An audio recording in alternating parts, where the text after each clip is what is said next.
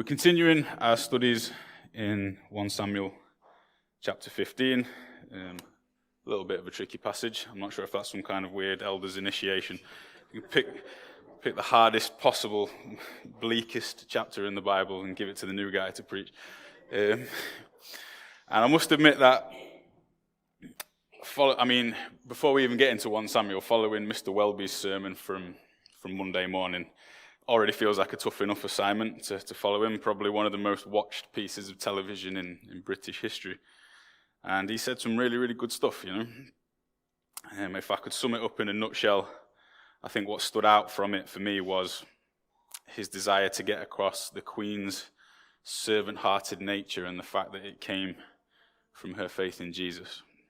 He said, "Her late Majesty's example was not set through her position or her ambition, but through whom she followed. And her allegiance to God was given before any person gave allegiance to her."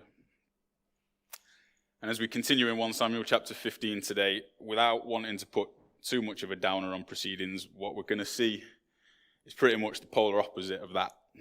We're going to see a king who was wildly ambitious and self-serving, and we're going to see how this attitude led to his eventual downfall. But I'm sure that most of us this week have thought more about the concept of a servant-hearted monarch than probably ever before in our lives. And I hope that almost by contrast, that the journey we're going to take through this chapter is going to lead us to see the ultimate servant king for what he is. I know this has been said loads and loads of times, but I think it more and more every time I delve into the book of Samuel, is that it would make the most amazing film or TV series. If you've been watching House of Dragon or Rings of Power, they got nothing on this lot. Just for a second, if you strip away the theological significance and its place in salvation history and all the rest of it, the pure narrative of these two books just plays out like the most bonkers melodrama you have ever read in your entire life. Just think of some of the highlights you've got over the course of these two books. You've got the story of David and Goliath, the story of David and Bathsheba, David's mighty men, the battle at the pool of Gibeon, one of my personal favorites. 12 of the best warriors from the two armies, they meet around this pool and they sit on either side and they look at each other and they stare each other out and then they duel to the death. I'm pretty sure Ridley Scott could do something pretty cool with the Battle of Gibeon. And so we come to chapter 15, possibly the most bonkers chapter of them all in this narrative. Tragic, but pretty wild. I think Macbeth, Romeo and Juliet, Sophie's Choice all rolled into one. It's gut-wrenching, it's confusing, it's gripping, it's devastating.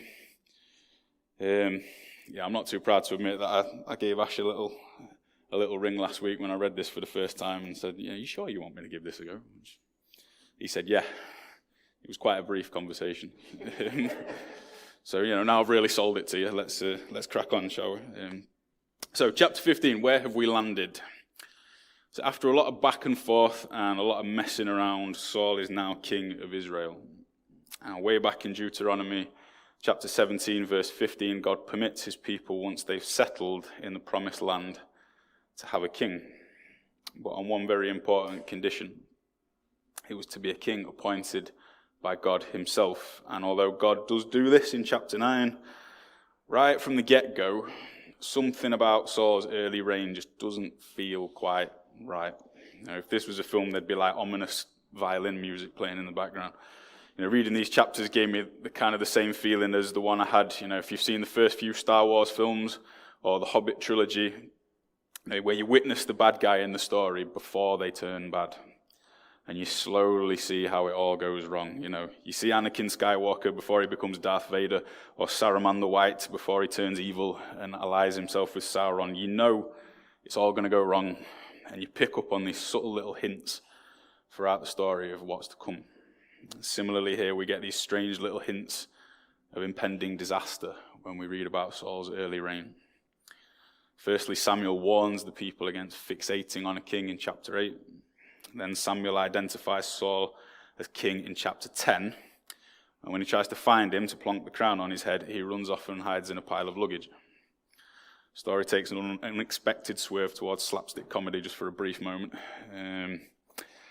And just before this, when Samuel's making his announcement at the coronation, effectively, he basically tells the people that he's making a king despite himself, as the people's desire for a king is tantamount to rejection of God. It's the weirdest coronation ceremony you've ever seen in your life. If you can imagine, when we get King Charles's coronation, whenever that's going to be, and just before it, if you can imagine, Justin Welby or whoever it is goes to put the crown on his head. He turns around on live television with the world watching and denounces the king in front of everybody. That is essentially what you've got in this story. But things do go well initially. Saul, he wins battles, he prophesies, he shows mercy to his defeated enemies, but it never ever feels quite right, particularly for Samuel. And by the time we get to chapter 15, we see Saul after he's gone full bad guy. The veneer has been stripped. He's got on his black cloak and his Darth Vader mask, if you like. Subheading in my Bible reads, "The Lord rejects Saul." His chance has come and gone, and we're going to see him for what he is. So let's dive back in and look at this chapter in a bit more detail. I've called my first point the elephant in the room. Might be something of an understatement. I think it's more like somebody murdered the elephant in the room, to be honest. So this story is going to unfold against the backdrop of a military campaign by Israel against the people known as the Amalekites. And I would hazard a guess that a good few of you were so horrified after reading verse 3 that you probably didn't pay much attention to anything else that got read. So I think it's probably prudent to tackle verse 3 before we go any further. Otherwise you'll all be sitting there thinking, when's he going to get to the verse about killing children? So humbly, fearfully, I want us to spend just a couple of minutes thinking about this verse. I've got kids of my own.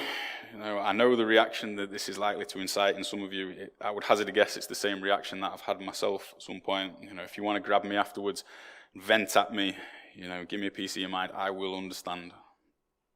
I was sat right in this very bit of the talk, and Kit, my little boy, is sitting next to me. He's giggling, he's rattling the keyboard, he's making a nuisance of himself, loving his life. The irony was not lost on me. But let's just try and navigate through it together for a couple of minutes. Verse 2, "This is what the Lord Almighty says, I will punish the Amalekites for what they did to Israel when they waylaid them as they came from Egypt. Now go attack the Amalekites and totally destroy all that belongs to them. Do not spare them, put to death men and women, children and infants, cattle and sheep, camels and donkeys." So the first thing to mention is that the Amalekites were something of a mortal enemy to the people of Israel. Think England and France in the Middle Ages, if you're that way inclined. They were at war over generations. It was a deeply ingrained conflict. You can go back as far as Deuteronomy, further forward in Samuel, and the Amalekites were continually harassing the people of Israel, attacking them when they were weak, setting themselves up in opposition to God until finally God has had enough. And as he puts it, he wants to blot them out from the face of the earth.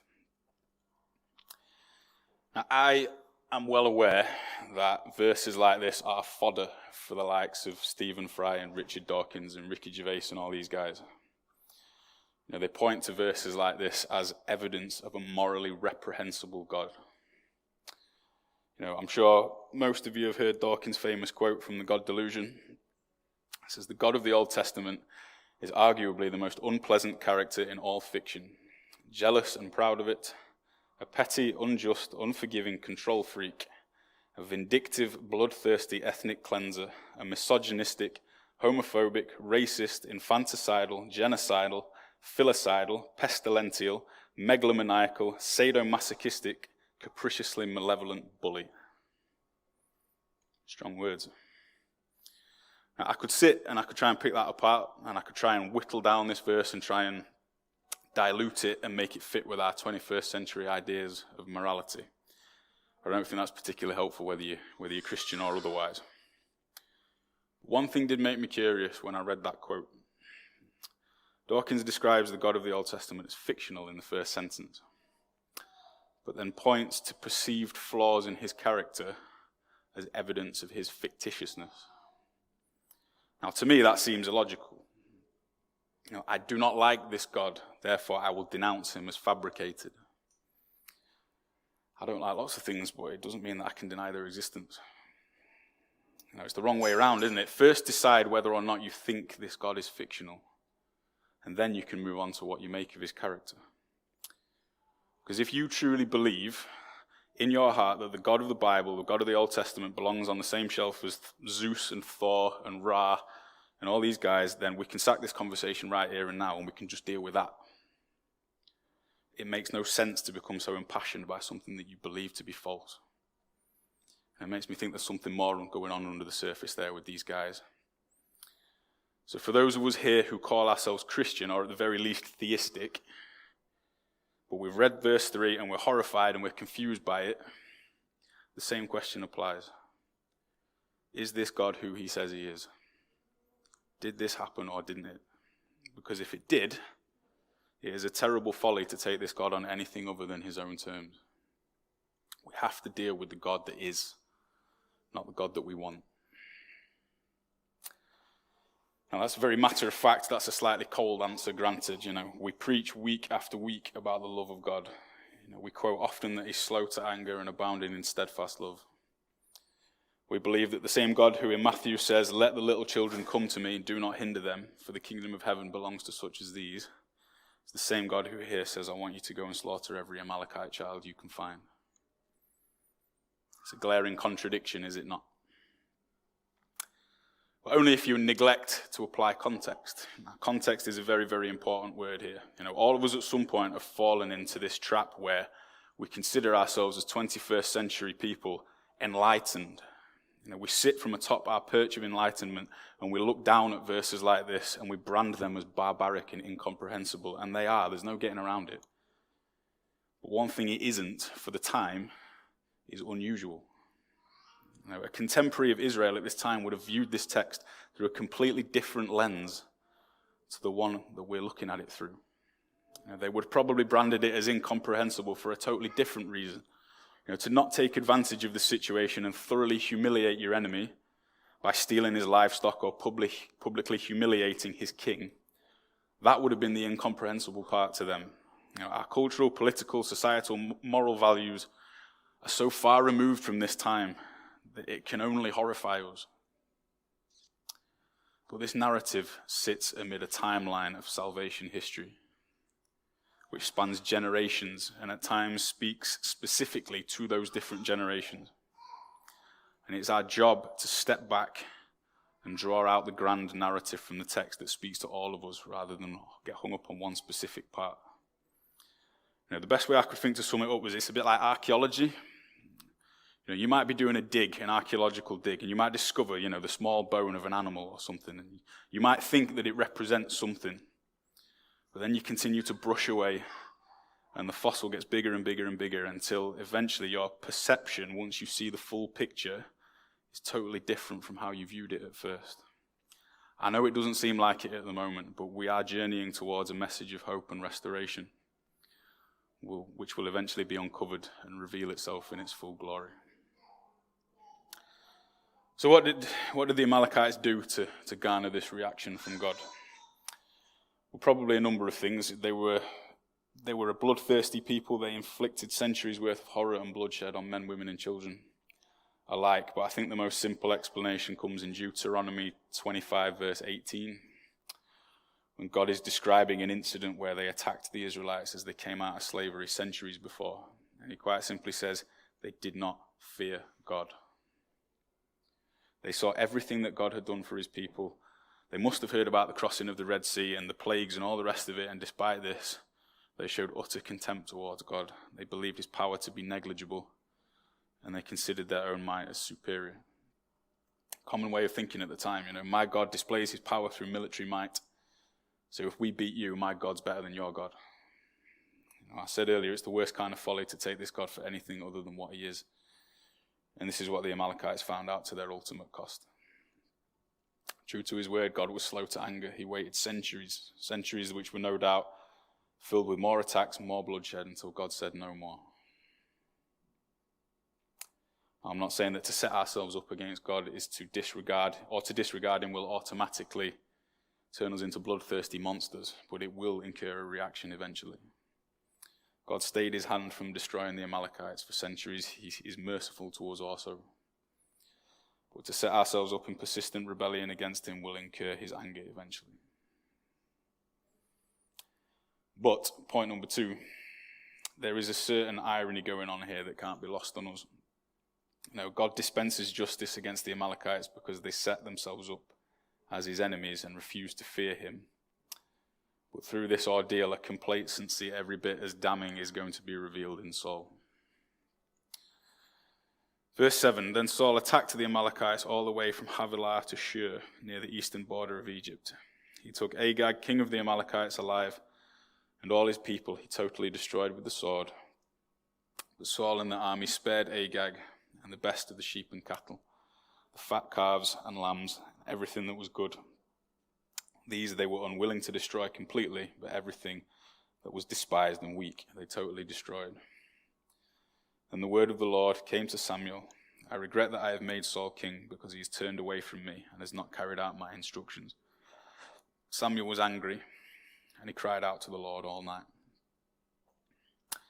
So Saul, in a weird way, shows mercy here. He spares the Kenites in verse 6. And as I've touched on already, instead of killing everything that he can see, he saves some animals and he takes the king alive. Big deal, you might think. Weighed against the slaughter that's been committed, sparing a few sheep and a king might have been considered something of a kindness. But then we get to verse 12. Early in the morning, Samuel got up and went to meet Saul, but he was told Saul has gone to Carmel. There he has set up a monument in his own honor and has turned and gone down to Gilgal. Now we're getting down to it. This is the point where the true antagonist in Saul is revealed for me. He sets up a monument in his own honor. I love the way that my ESV study notes describe this verse. It says, the fact that Saul has set up a monument for himself raises further suspicions about his character. Has it really? The man builds a giant statue of himself. Suspicious maybe isn't the word that I would use. I don't think the people looked at the monument and thought, God, that's a bit suspicious, isn't it? Megalomaniac, maybe a more fitting word to use. But here's the thing, Saul won't have been the first ancient monarch to set up a monument for himself after his victory. He certainly wasn't the last. And that's exactly the problem.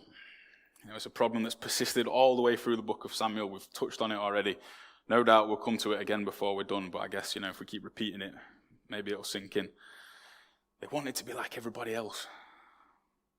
All the surrounding nations, taking the best animals, taking the king alive so you can publicly humiliate him, building a statue to yourself. That's what everybody else did. And God said right from the outset, I want you to be different. I want to set you apart from these other countries because if you persist in trying to be like them, you'll end up like the Amalekites. Saul was a glorified instrument in the hands of God. And this was about God's purpose in ending an evil civilization that had persisted for centuries. This wasn't supposed to be an opportunity for economic expansion. It wasn't supposed to be an excuse to brag. This is one of the most fearful judgments God executes in the Bible. No doubt he wants the occasion to be marked with a bit of solemnity. Saul turns it into a party. He turns it into a victory parade. And he makes it about himself and his own ego. Saul would no doubt have known what happened the last time Israel fought Amalek in Exodus 17.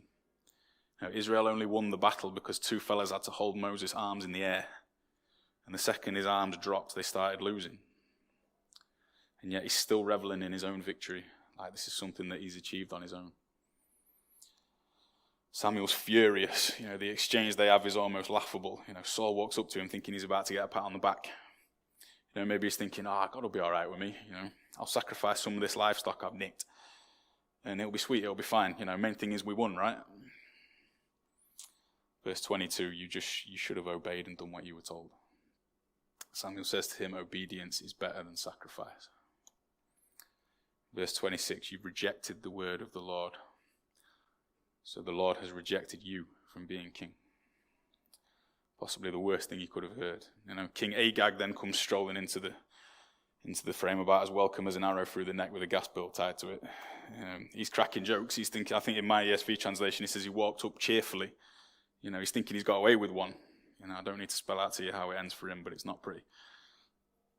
And perhaps most tragically of all, as Samuel's walking away, Saul is overcome by remorse. He grabs hold of Samuel's cloak and rips it.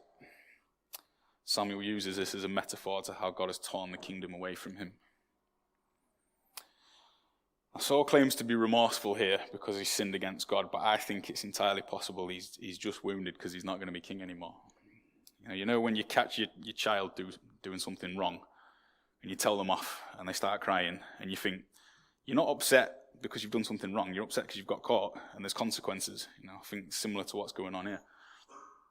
The whole situation is just an utter, complete mess, from start to finish, due to one man's desire for personal glory, and the people's desire for acceptance among the nations. So I think the question for us is quite straightforward, quite blunt, as much of this passage is. Are we going to be different?